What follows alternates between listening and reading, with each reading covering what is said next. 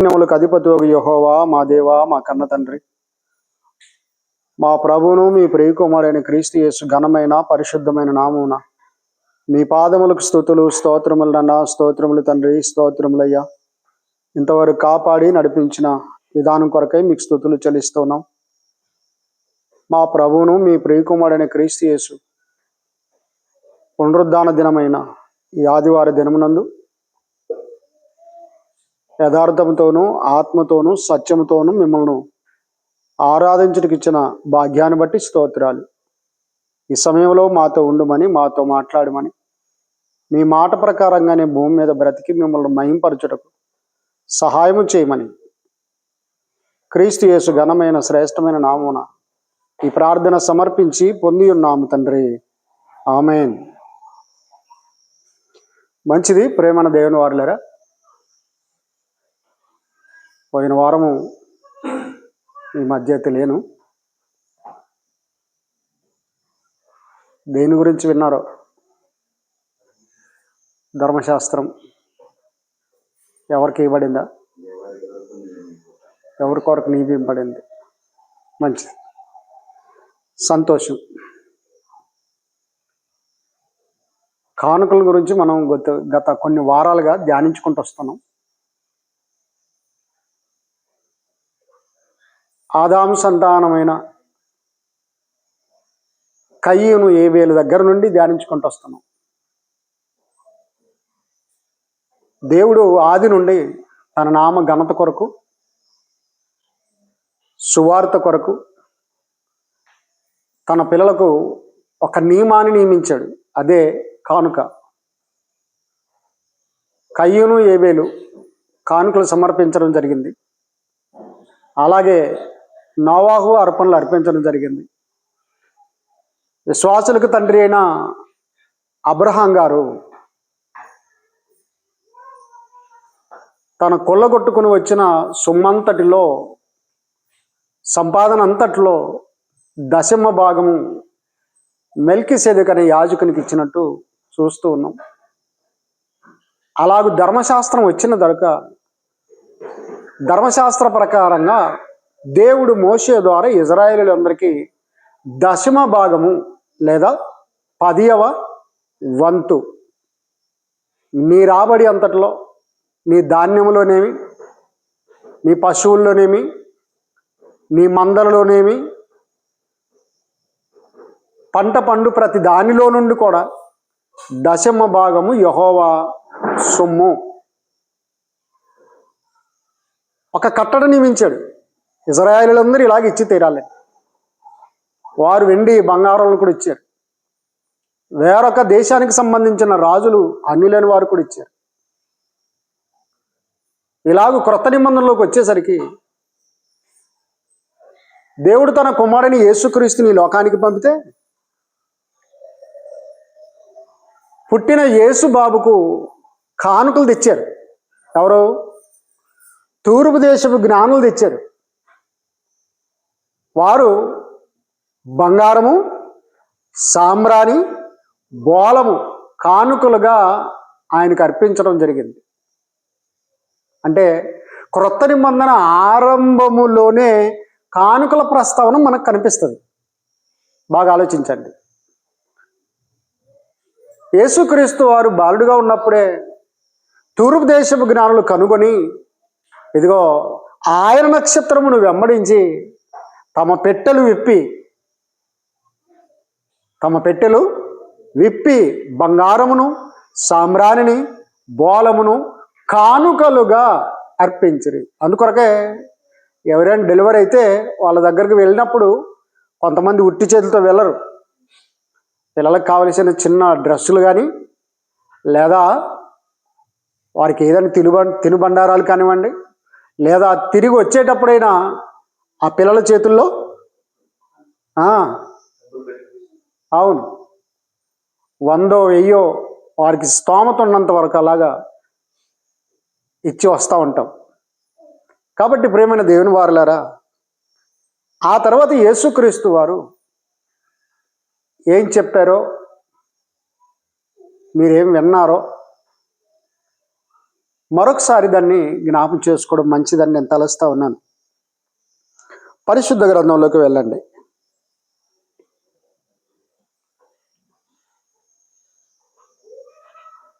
మత్తయి సువార్త 8వ అధ్యాయము 4వ వచనం. మత్తయి సువార్త 8వ అధ్యాయం 4వ వచనాన్ని చదవండి. అప్పుడు యేసు ఎవరితోనూ ఏమీ చెప్పకు సుమి, కానీ నీవు వెళ్ళి వారికి సాక్షార్థమై నీ దేహమును యాజకునికి కనబరుచుకొని మోసే నియమించిన కానుకలు సమర్పించుమని వానితో చెప్పాను. చూసారా, 10 మంది కుష్ఠరోగులు ఉన్నారు. 10 మంది కూడా ఊరి వెలుపల పాలెం వెలుపల ఉన్నారు. వారి యొక్క బ్రతుకంతా హీనమైన బ్రతుకు. వారు భోజనానికి వచ్చినా కూడా వాళ్ళ ఇంట్లో చేర్చుకోరు. సమాజం అంతా వెలివేసింది. సమాజ మందిరంలోనికి రావడానికి వీల్లేదు, ఇంట్లోకి రావడానికి వీల్లేదు, ఊళ్ళోకి కూడా రావడానికి వీల్లేదు. అందుకొరకే కుష్ఠరోగులు భయంకరమైన జీవితం జీవిస్తూ ఉన్నప్పుడు యేసుక్రీస్తు వారు ఆ మార్గం ఉండొచ్చారు. యేసుక్రీస్తుని గురించి వీరంతా విన్నారు కనుక కుష్ఠరోగులు పరిగెత్తుకొని వచ్చారు. ఎవరి దగ్గరికి? యేసుక్రీస్తు వారి దగ్గరికి పరిగెత్తుకొని వచ్చారు. ఎందుకంటే సమాజం ఇంతవరకు హీనంగా చూసింది, మమ్మల్ని దూరంగా పెట్టేసింది. కాబట్టి యేసుక్రీస్తు వారు దేవుని కుమారుడని ఎరిగి ఆయన ఆశ్చర్యకార్యాలు చేస్తాడని చెప్పి పరిగెత్తుకొని వచ్చి, దావీదు కుమారుడా మమ్మల్ని కరుణించుము అని కేకలు వేసుకుంటూ వచ్చారు. అప్పటికి వారి పరిస్థితి ఎంత దయానీయంగా ఉందంటే, ఒక గాయకుడు రాస్తాడు, తిండి ఎంత దొరికితేను యేసునాదా, నాకు తినుటకైనా చెయ్యలేదు యేసునాదా, కన్న బిడ్డలైతే నేను యేసునాదా, నన్ను కన్నులెత్తి చూడరింత యేసునాదా, నా భార్య నన్ను చూచి యేసునాదా, నా ప్రక్క దొలగిపోయనయ్య యేసునాదా, చెప్పలేను నా బాధ యేసునాదా, నా కాళ్ళు చేతులు చూడు యేసునాదా, ఊరిలోన ఉండరాదు యేసునాదా, ఏ దారిలోన నడవరాదు యేసునాదా. గమనించరే, ఊళ్ళో ఉండనివ్వరు, దారిలో నడవనివ్వరు, అన్నం పెట్టరు, పెట్టినా తినడానికి చేతులు లేవు, వ్రేళ్ళు లేవు. అంత భయంకరమైన స్థితిలో ఉన్నప్పుడు యేసుక్రీస్తు వారు వారిని కరుణించాడు. ఏమన్నారో తెలుసా? మీరు అలాగే వెళ్ళి మీ దేహములను యాజకునికి కనబరుచుకోండి అని చెప్పారు. అప్పుడు 10 మంది పరిగెత్తారు. వారు ఇంకా పరిగెడుతూ ఉండగానే వారు స్వస్థత పొందిరి. వారు ఏమయ్యారట? స్వస్థత పొందారండి. అందులో ఒకడు తన దేహాన్ని చూసుకొని, అయ్యబాబోయ్ నాకు స్వస్థత కలిగిందని ఆశ్చర్యపోయి వెనుదిరిగి ఎక్కడి నుండైతే పరిగెత్తుకొని వచ్చాడో ఆ ప్రభు అయిన యేసు వారి దగ్గరికి మరలా పరిగెత్తుకొని వెళ్ళి సాగిలపడి నమస్కారం చేసి, సాగిలపడి నమస్కారం చేసి, మన వాళ్ళు పాట పాడుతూ ఉంటారు, సాగిల పాడి మ్రోకేద్దాం, కానీ అలాగే కాళ్ళ మీద కాళ్ళు వేసుకుని కూర్చుంటాం. కుర్చీలో కూర్చున్న వాళ్ళు కుర్చీలో కూర్చుంటాం. కానీ పాట ఎలా ఉంటుంది? సాగిల పాడి మ్రోకేద్దాము. బాగా గమనించండి. మరికొందరు కానుకలు అర్పించేటప్పుడు కానుకల పాట పాడతారు. ఆ పాటకి వీళ్ళకి సంబంధమే ఉండదు. పాట మంచిదే, ఎలా ఉంటుంది తెలుసా? నావన్నీ అంగీకరించుము దేవా, నన్నెప్పుడు నీవు కరుణించుమి, నావన్నీ 500 నోటు వస్తే దాన్ని లోపల పెట్టేస్తాడు. ఎక్కడ 2 రూపాయల బిల్లు అందో చూస్తాడు. 10 రూపాయల నోటు ఉంటే దాన్నే తీస్తాడు. పాట ఎలా ఉంటుంది? నావన్నీ అన్ని అన్న పెట్టుకుంటాడు, నావన్నీ నాకే, కానీ ఈ 5 రూపాయలు 10 రూపాయలు మాత్రమే నీకు అంటాడు. కాబట్టి సాగిలపడి మ్రొక్కేది అంటాడు, ఎవ్వరు సాగిలపడరు. నావన్నీ అంగీకరించమంటారు, కానీ అన్ని వాడి దగ్గరే ఉంచుకుంటాడు. ఎలా ఉంచాడండి? కాబట్టి కొన్ని పాటలకి ప్రవర్ధనకి ఏమాత్రం పొత్తు ఉండదు. ఏదో అలా పాడాలంటే పాడేస్తూ ఉంటారన్నమాట. ప్రేమైన దేవుని వారలారా, ఒకడు పరిగెత్తుకొని వచ్చి యేసుక్రీస్తు వారికి సాగిలపడి నమస్కరించి, అయ్యా నన్ను నువ్వు స్వస్థపరిచావని చెప్పి కృతజ్ఞత చెప్పాడు. అప్పుడు యేసుక్రీస్తు వారు లెక్క అడిగాడు. ఏమడిగాడు? 10 మంది శుద్ధులైరి కారా,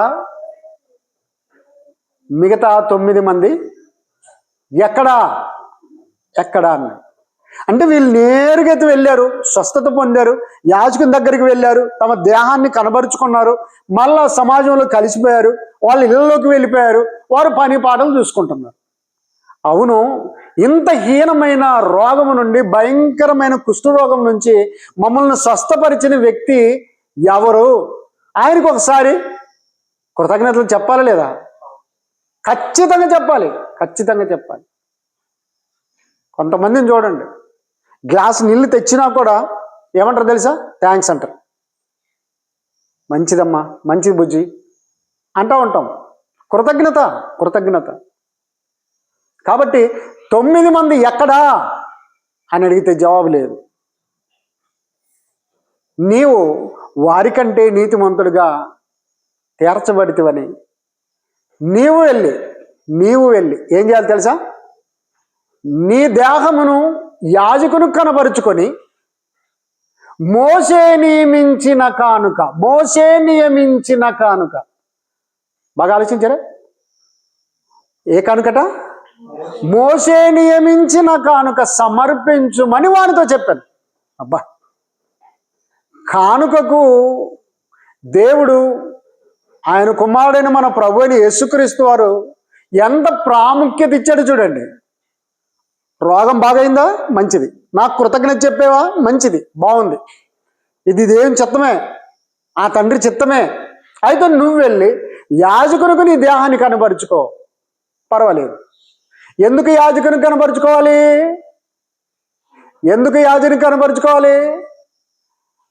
లేవి కానులు చూస్తే మనకు అర్థమవుతుంది. ఏంటంటే ఇజ్రాయేలీల్లో సర్వే చేయాలి, కుష్ఠరోగం సర్వే, జనాభా సర్వే, ఇవన్నీ ఉంటాయి కదా. అలా కుష్ఠరోగం సర్వే, తెల్లని పొడలైనను మచ్చలైనను వారి నుదుట కానివ్వండి, వారి గొంతును కానివ్వండి, వారి కాళ్ళు చేతుల మీద కానీ ఉంటే వారిని యాజకుని దగ్గరికి తీసుకొని రావాలను. తెల్లని పొడైనా మచ్చైనను ఉన్నాయి అలా యాజకుని దగ్గర తీసుకురావాలి. ఈ యాజకుడు వచ్చేసి వైద్యుడు, డాక్టరు. మీరు బాగా గమనించండి. అతడు ఏం చేయాలంటే ఆ తెల్లని పొడ మీదనైనను మచ్చ మీదనైనను, గమనించారా, ముళ్ళుతోనూ లేకపోతే ఒక పిన్నిస్ లాంటిది దాంతో అలా కూర్చి చూడాలి. నొప్పి ఉంది అంటే అది కుష్ఠరోగం కాదు. నొప్పి ఉందంటే కుష్ఠరోగం కాదు. నొప్పి లేదంటే అది కుష్ఠరోగమే. యాజకుడే నిర్ధారించేవాడు, సర్వ సమాజానికి, ఇజ్రాయేల్ అందరికీ తెలియపరిచేవాడు. ఇదిగో ఇతగాడి కుమారుడికి కుష్ఠం ఉంది, ఇదిగో ఆయన మనవడికి కుష్ఠరోగం ఉంది అని చెప్పేవాడు. కాబట్టి అప్పుడు సమాజం అంతా ఏం చేసేదంటే ఊరి వెలుపలకు పంపించేవాళ్ళు. వద్దు నాన్న, ఇంట్లో ఉండొద్దు, ఊళ్ళో ఉండొద్దు, అంత భయంకరమైన రోగం అది. కాబట్టి ఊరు వెలుపలికి వెళ్ళిపోవాలి. బాగా గమనించండి. అయితే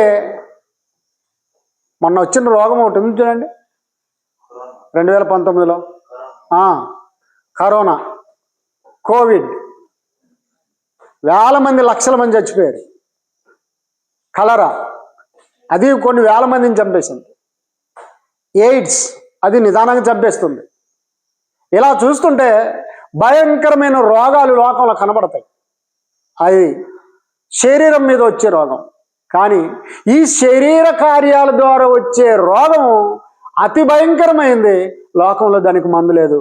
లోకంలో దాన్ని ఎవ్వడు బాగు చేయలేడు. అదే పాపరోగానికే మందు, మీరు పరిగెత్తి తినకుంటే దొరకదిక ముందు. పాపరోగానికే మందు, అయ్యా పాపరోగానికే మందు. రకరకాల రోగాలు ఉన్నాయి. ఆ రోగాలన్నిటికీ మందు కనిపెట్టారు. దేవుడు ఆ పరిజ్ఞానం మనుషులకు ఇచ్చాడు. బాగా గమనించండి. అయితే పాపరోగానికి భూమి మీద మందు లేదు. భూమి మీద మందు లేదండి. అయితే దేవుడే తన కుమారుని యేసుక్రీస్తు వారికి ఒక శరీరాన్ని అమర్చి భూలోకానికి పంపాడు. నువ్వు వెళ్ళి నాన్న పాపం లేని, అపవిత్రం లేని, కలుషితం లేని నిష్కలంకమైన రక్తాన్ని వారి కొరకే నువ్వు చిందించు, వారి కొరకు ప్రాణమి, వారికి ఉన్న పాపరోగాన్ని తీసేయి, వారిని నా యొద్దకు నడిపించని చెబితే 2000 సంవత్సరాల క్రితం యేసుక్రీస్తు వారి లోకానికి వచ్చాడు. మనుషులందరి కొరకు ఏం చేశాడు? శిలువలో తన ప్రాణాన్ని బలిపెట్టేశాడు.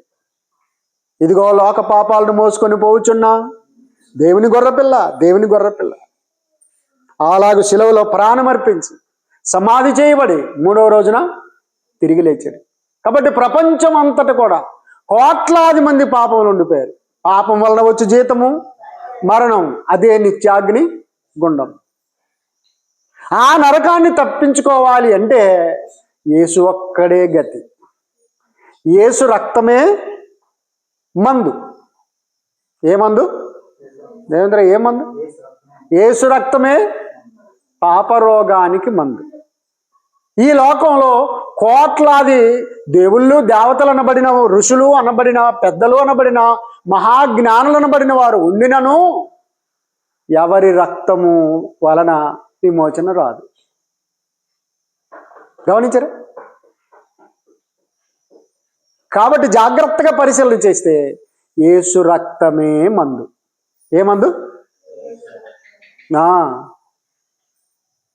ఈలాగు చూస్తే పాపరోగానికే మందు, మీరు పరిగెత్తి తినకుంటే దొరకదిక ముందు. పాపరోగానికే మందు, ఎట్టి రోగమునైనా కూదుర్చగల మందు.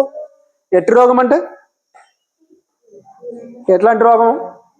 వ్యభిచారం అనే రోగమైనా, దొంగతనం అనే రోగమైనా, విగ్రహారాధన రోగమైనా, నరహత్యనే రోగమైనా, అబద్ధమనే రోగమైనా, దురాశ అనే రోగమైనా. గమనించారా? మోసము, అసూయ, కక్ష, ద్వేషము, ఏ రోగమైనా పర్వాలేదు, ఎట్టి రోగమునైనా కూదుర్చగల మందు. అయ్యా ఎట్టి రోగమునైనా కూదుర్చగల మందు. ఎవరు పంపారా మందు?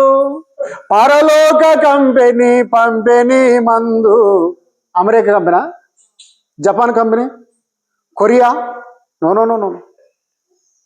పరలోక కంపెనీ పంపెనీ మందు, పాపరోగానికే మందు.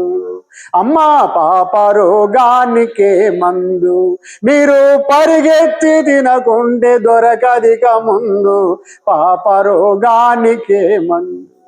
కాబట్టి ప్రియమైన దేవుని వారలారా, దేవుడు తన కుమారుని యేసుక్రీస్తు వారిని బలిగా అర్పించి మనల్ని పాప విముక్తులను చేశాడు, రక్షించాడు. దేవునికి స్తోత్రం, దేవునికి స్తోత్రం. కాబట్టి ప్రియులారా, చాలా జాగ్రత్తగా ఆలోచించండి. స్వస్థపరచబడిన ఆ కుష్ఠరోగికి యేసుక్రీస్తు వారు చెప్పింది ఏంటంటే, నువ్వు వెళ్ళి యాజకునికి నీ దేహాన్ని కనబరుచుకో. యాజకునికి నీ దేహాన్ని కనబరుచుకో. ఎందుకంటే అదే యాజకుడే నిన్ను పరీక్ష చేసి నీ కుష్ఠరోగం ఉందని బయటికి పంపించాడు కదా. నీ కుటుంబం బయటికి పంపించింది కదా. ఈ ఊరు, ఈ దేశం బయటికి పంపించింది కదా. ఇప్పుడు నువ్వు వెళ్ళి కరెక్ట్ డాక్టర్ దగ్గరికి వెళ్ళు, యాజకుని దగ్గరికి వెళ్ళు, నీ దేహాన్ని కనపరచు. అయ్యా ఇప్పుడు నాకేమైనా కుష్ఠరోగం ఉందా అని అడుగు. ఆయన పరీక్ష చేస్తాడు. కుష్ఠరోగం లేదంటాడు. అప్పుడు సమాజముగా, సంఘముగా కూడిన వారందరికీ చెప్పేస్తాడు. ఏమని? ఇతగాడి కుష్ఠరోగం లేదు అంటాడు. అప్పుడు ఇంట చేర్చుకుంటారు, ఊరు చేర్చుకుంటారు, సంఘము చేర్చుకుంటుంది. కాబట్టి అలాగే వెళ్ళని చెప్పి అక్కడికి వెళ్ళి యాజకునికి తన దేహాన్ని కనపరుచుకున్న తర్వాత మరొక పాయింట్ చెప్పాడు. ఏంటో తెలుసా? మోషే నియమించిన కానుక. ఏంటట? మోషే నియమించిన కానుక అర్పించుమని అతనితో చెప్పాను. ఏంటయ్యా? స్వస్థపరిచింది ఎవరు? యేసుక్రీస్తు వారు. మరి ఫీజు ఎవరికి ఇవ్వాలి? యేసుక్రీస్తుకి ఇవ్వాలి. మరి ఈయన ఎక్కడ చెప్తున్నాడు? మోషే నియమించిన కానుక ఎక్కడికి వెళ్ళాలి? యాజకుని దగ్గరికి వెళ్ళి ఇచ్చేసేయి. వారు దేవుని పని చేసేవాళ్ళు, దేవుని సేవ చేసేవాళ్ళు, వాళ్ళకి ఇచ్చేసేయి. అప్పుడు అతడు ఇంటికి వెళ్ళాడు. మోషే నియమించిన కానుక ఏంటి? దశమ భాగం, 10వ వంతు. అతడు ఇంటికి వచ్చి, అయ్యి బాబోయ్, నిన్న సంవత్సరం పోయిన సంవత్సరం నేను కుష్ఠరోగిగా ఉన్నంత కాలం మీరు పంట పండించుకున్నారు కదా, మరి ప్రభు అయిన యేసు చెప్పాడు మోషే నియమించిన కానుక ఇవ్వాలన్నాడు. కాబట్టి ఆ మందల్లోని దశభాగం తీసుకురండి, ఆ గొర్రెల్లోని తీసుకురండి, ఆ ఎడ్లలోని తీసుకురండి, ఆ పంటలోని తీసుకురండి. వాటన్నిటిని దశమ భాగం తీసుకొని వెళ్ళి ఆలయంలో ఇచ్చేసి. ఇది అండి కుష్ఠరోగికి యేసు స్వామి ఇచ్చిన సలహా, సూచన, కట్టడ, పద్ధతి ఏంటంటే మోషే నియమించిన కానుక ఇచ్చేసి. బాగా ఆలోచించారే? కాబట్టి యేసుక్రీస్తు వారు దశమ భాగాన్ని లేదా 10వ వంతును కొట్టివేయలేదు. కొట్టివేశాడా? కొట్టివేయలేదు. ఇంకా ధర్మశాస్త్రం కిందనే ఉన్నారు అప్పుడు. కనుక నువ్వు వెళ్ళి మోషే నియమించిన దశమ భాగాన్ని అక్కడ చెల్లించమని చెప్పాడు. కనుక ప్రియమైన దేవుని వారలారా, కొన్ని క్రీస్తు సంఘంలో ఏమంటారంటే దశమ భాగం మనకు కాదు, ఇజ్రాయేలులకి.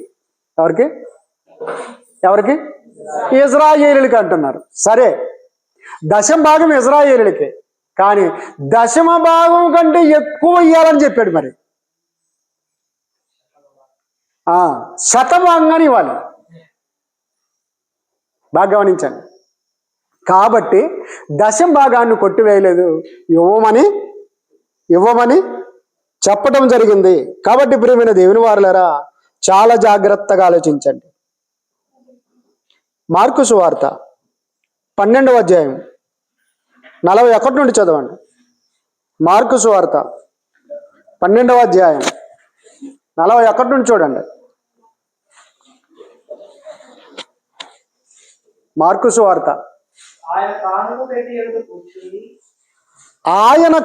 పెట్టే యొద్ద కూర్చుండి జనసమూహము ఆ కానుక పెట్టెలో డబ్బులు వేటు చూచుచుండెను. ధనవంతులైన వారు అనేకులు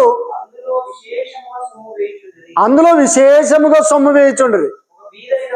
ఒక బీద విధవరాలు వచ్చి 2 కాసులు వేయగా ఆయన తన శిష్యులను పిలిచి కానుక పెట్టెలో డబ్బులు వేసిన వారందరికంటే ఈ బీద విధవరాలు ఎక్కువ వేసినని మీతో నిశ్చయముగా చెప్పుచున్నాను అనెను.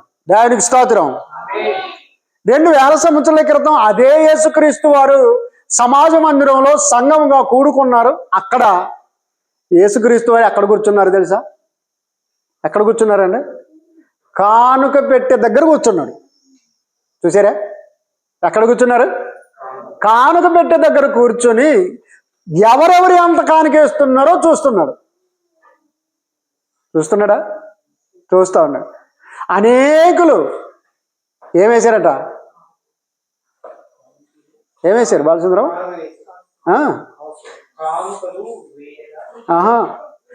విశేషముగా కానుకలు తీసుకొని వచ్చారు.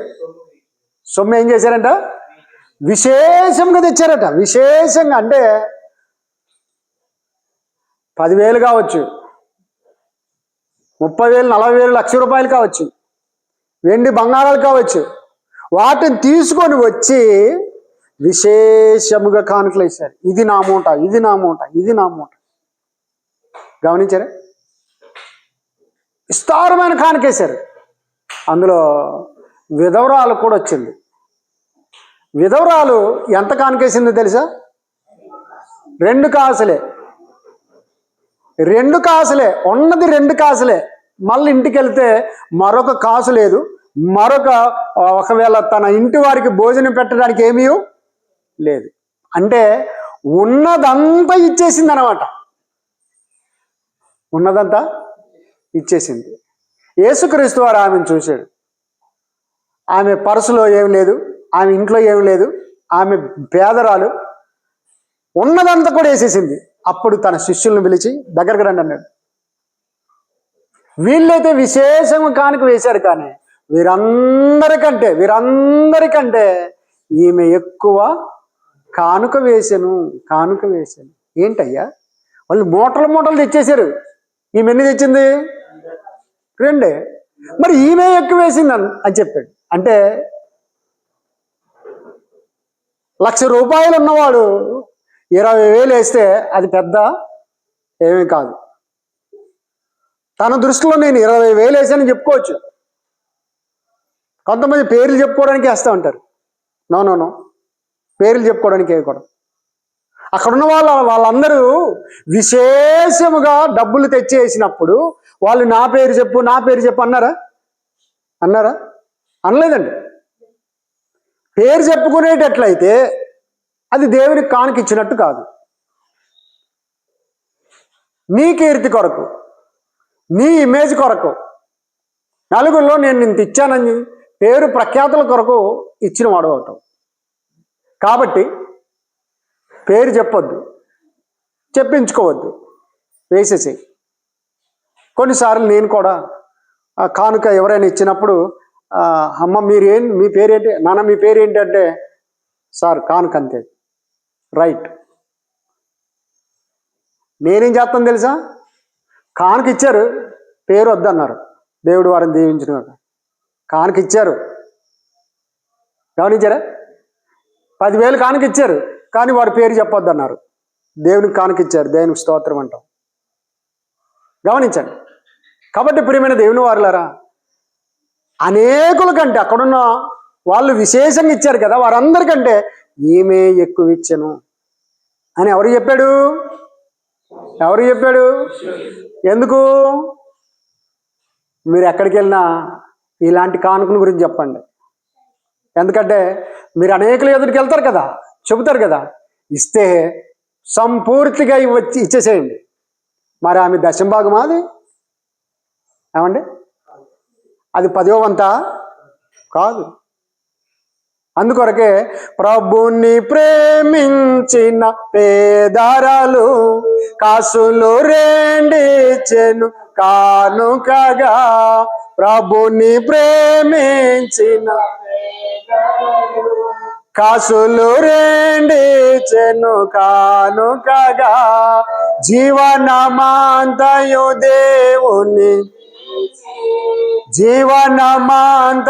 దేవునికి చే నీవిచెదవా సమర్పణ చేయము ప్రభువునకు నీ దేహము ధనము సమయం. కాబట్టి ప్రియమైన దేవుని వారులారా, యేసుక్రీస్తు వారు ఎక్కడ కూర్చున్నారట? కానుక పెట్టే దగ్గరనే కూర్చున్నాడు. ఆయన చూస్తుండగా ఎలా ఇవ్వాలి అనుకోలేదండి. వచ్చారు ప్రభువే చూడని, బోధకుడే చూడని, ఇంత పెద్ద మూట తీస్తాను, గమనించారా? అలాగ మూట వేసేస్తాను, కట్ట తెచ్చేస్తాను, చూస్తే ఆయనకేంటి? అలాగూ ఈ విధవరాలు వచ్చేటప్పటికి గమనిస్తూ ఉన్నాడు. 2 కాసులు ఉన్నాయి, ఆమె సంచిలో ఇంకేమీ లేవు. ఆ 2 కాసులు తీసుకొని వేసేసింది. ఈ సొమ్ము మెచ్చుకున్నాడండి. శబాష్ తల్లి, ఇంటికెళ్తే నీకేమి లేదు, నీ వారికి తినటానికి ఏం లేదు, కానీ ఉన్నది మొత్తం వేసావు చూడు. నేను దశభాగం అని ఇక్కడ చెప్పలేదు, 10వ వంతు ఏంటని చెప్పలేదు, కానీ వారంతా కలిగిన దాంట్లో ఇచ్చారు, నీవు లేని దాంట్లో ఇచ్చేసావు. కాబట్టి వీరందరికంటే ఈమె ఎక్కువ వేసినని శిష్యులకు చెప్పారు. కాబట్టి ప్రియమైన దేవుని వారులారా, కానుకలు అర్పించేటప్పుడు ముందుగానే నిర్ణయించుకొని ఇవ్వాలి. కీర్తన గ్రంథం 103వ వచనంలో ఏముంది తెలుసా? కృతజ్ఞతార్పణలు చెల్లించుచు ఆయన గుమ్మములలో ప్రవేశించుడి. అంటే కృతజ్ఞతాస్తుతులు చెల్లించుచు కాదు, అక్కడ కృతజ్ఞత అర్పణలు కృతజ్ఞత అర్పణలు చెల్లించుచు ఆయన గుమ్మములలో ప్రవేశించుడి. కీర్తనలు పాడుచు ఆయన ఆవరణములలో ప్రవేశించుడి. యెహోవాయే దేవుడని తెలుసుకొనుడి. ఆయనే మనలను సృజించను. మనం ఆయన వారము, మనం ఆయన మేపు గొర్రెలము. చూసారా, మనం ఆయన ప్రజలము అని చెప్పాడు అక్కడ. కాబట్టి కృతజ్ఞత అర్పణలు చెల్లిస్తూ రావాలట, ముందుగా నిర్ణయించుకోవాలి. ఇప్పుడు ఆ విధవరాలు, మీరు బాగా ఆలోచించండి, విధవరాలు ఎన్ని కాసులు ఉన్నాయి ఆమె దగ్గర? 2 కాసులు. మరి ఒక కాసు తన దగ్గర పెట్టుకొని మరో కాసు వేయచ్చు కదా? వేయచ్చు, వేయకూడదా? వేయచ్చు. కానీ అలా వేయలేదు. సంపూర్ణంగా ఇచ్చేసింది, సంపూర్తిగా ఇచ్చేసింది, సంతోషంతో ఇచ్చేసింది. కాబట్టి ప్రియమైన దేవుని వారలారా, 10వ వంతుని యేసుక్రీస్తు వారు కొట్టివేయలేదు, దాన్ని ఇంకా డెవలప్ చేశాడు, ఇంకెక్కువ సమర్పించమన్నాడు. కానుకను మాత్రం ఆది నుండి నేటి వరకు, ఈ లోకం పోయేంత వరకు కూడా కానుక తప్పనిసరి.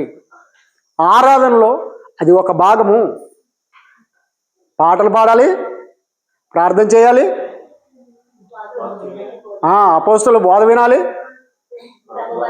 ప్రభు బలలో పాల్గొనాలి. కానుకలు తప్పనిసరిగా. ఏ కుష్ఠరోగి అయితే బాగుపడ్డాడో మోషే నియమించిన కానుకిచ్చేసి, మోషే నియమించిన కానుకిచ్చి అని చెప్పాడు. అలాగే పేద విధవరాలు ఉన్న మొత్తం ఇచ్చేసింది. కాబట్టి యేసుస్వామి ఆ తల్లిని మెచ్చుకొని, ఇదిగో 12 మంది శిష్యులకు చెప్పేసింది, వీరందరికంటే ఈమె ఎక్కువ వేసింది.